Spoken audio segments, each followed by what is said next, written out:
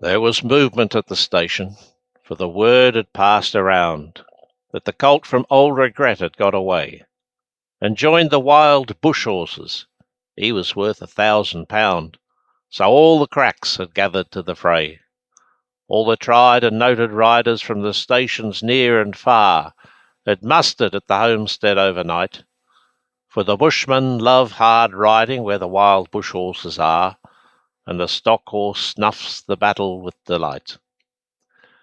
There was Harrison, who made his pile when Pardon won the cup, the old man with his hair as white as snow.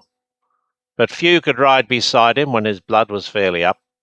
He would go wherever horse and man could go. And Clancy of the Overflow came down to lend a hand.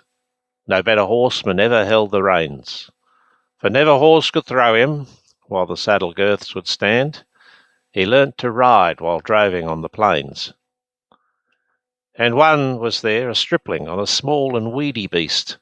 He was something like a racehorse, undersized, with a touch of Timor pony, 3 parts thoroughbred at least, and such as are by mountain horsemen prized.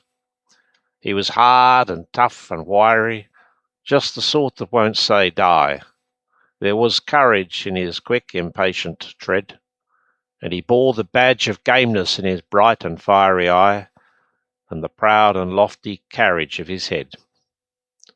But still so slight and weedy, one would doubt his power to stay, and the old man said, "That horse will never do for a long and tiring gallop, lad. You'd better stop away. Those hills are far too tough for such as you."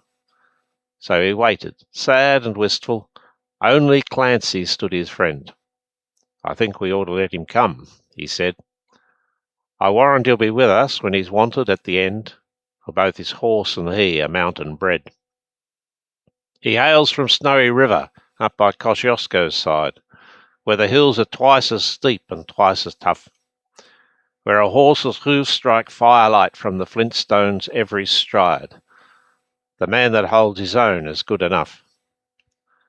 And the Snowy River riders on the mountains make their home, where the river runs those giant hills between. I've seen full many horsemen since I first commenced to roam, but nowhere yet such horsemen have I seen." So he went. They found the horses by a big mimosa clump. They raced away towards the mountain's brow, and the old man gave his orders. "Boys, go at 'em from the jump. No use to try for fancy riding now. And Clancy, you must wheel them. Try and wheel them to the right. Ride boldly, lad, and never fear the spills, for never yet was rider that could keep the mob in sight if once they gained the shelter of those hills." So Clancy rode to wheel them. He was racing on the wing, where the best and boldest riders take their place, and he raced his stock horse past them, and he made the rangers ring with the stock whip as he met them face to face. Then they halted for a moment while he swung the dreaded lash, but they saw their well-loved mountain full in view, and they charged beneath the stock whip with a sharp and sudden dash, and off into the mountain scrub they flew. Then fast the horsemen followed, where the gorges, deep and dark, resounded to the thunder of their tread, and the stock whips woke the echoes, and they fiercely answered back from the cliffs and crags that beetled overhead. And upward, ever upward, the wild horses held their way, where the mountain ash and currajong grew wide. And the old man muttered fiercely, "We may bid the mob good day. No man can hold them down the other side." When they reached the mountain summit, even Clancy took a pull. It well might make the boldest hold their breath. The wild hop scrub grew thickly, and the hidden ground was full of wombat holes, and any slip was death. But the man from Snowy River let the pony have his head, and he swung his stock whip round and gave a cheer, and he raced him down the mountain like a torrent down its bed, while the others stood and watched in very fear. He sent the flint stones flying, but the pony kept his feet. It cleared the fallen timbers in his stride, and the man from Snowy River never shifted in his seat. It was grand to see that mountain horseman ride. Through the stringy barks and saplings, on the rough and broken ground, down the hillside at a racing pace he went, and he never drew the bridle till he landed safe and sound at the bottom of that terrible descent.